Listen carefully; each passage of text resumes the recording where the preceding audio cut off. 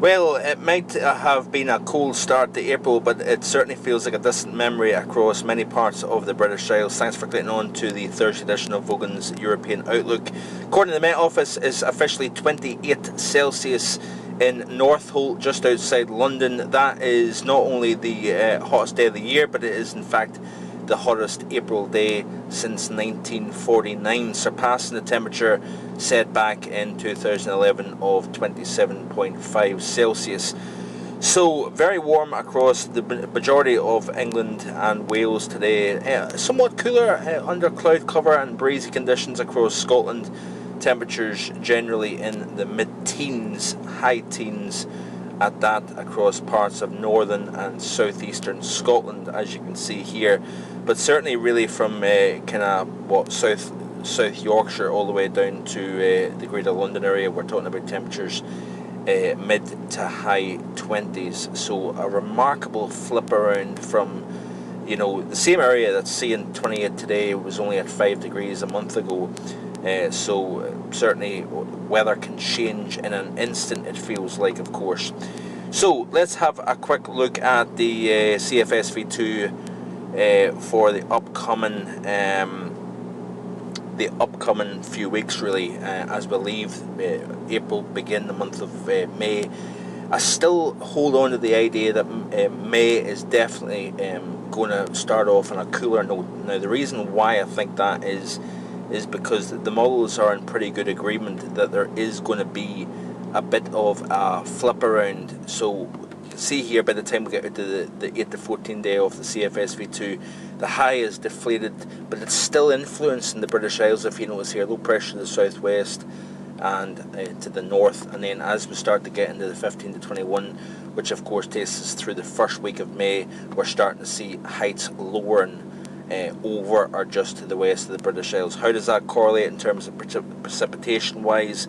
But you can see here that let's get back to the first week here. As you would expect, with high pressure in control, generally dry, especially the south, maybe a touch on the wetter side further north and west here, where weather systems will potentially try to clip the northwest of the British Isles, like we're seeing at the moment over Scotland. 8 to 14 day, and then the 15 to 21 day, you start to see the turnaround taking place. We may start to see a bit of a flip completely here, drier in the north, wetter in the south here, and then as we go into deeper into May, it looks as if we're entering a slightly wetter pattern across the British Isles as a whole, and a good bit wetter than normal across a good chunk of Scotland here overall. And then even as we push into the second half of May, it looks as if it's going to be wetter than normal here. Talking about the 2 meter temperature anomalies here real quick, and you can see here that week 1, no surprise, it is rather warm compared to normal, as you can see here.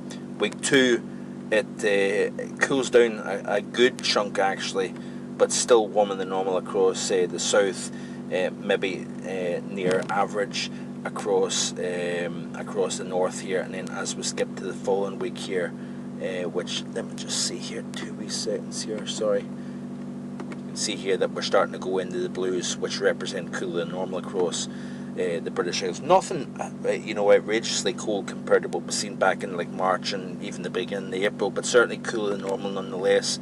And that's quite an interesting theme as we go through the period here. So do check out the written post today, because there was a lot more with regards to the overall ideas, the overall thinking in the run up to the summer forecast, which will be issued on the 1st of May. Gives you a better understanding as to where I'm going to start to get the ideas that I've got from. Of course, many people would say, where is it, you're saying this or you're saying that, but how do you get to that conclusion? And really this article today kind of delves into a wee bit more detail in terms of the bigger picture, the things to look for with regards to trying to forecast down the road. Hope you have a great day. Stay cool if you're particularly in England, but certainly it is a pleasant April day nonetheless across all of the UK. Even under the cloud cover, temperatures are still above normal, of course. Hope you have a great one. I'll be back in the next couple of days with more. Bye for now.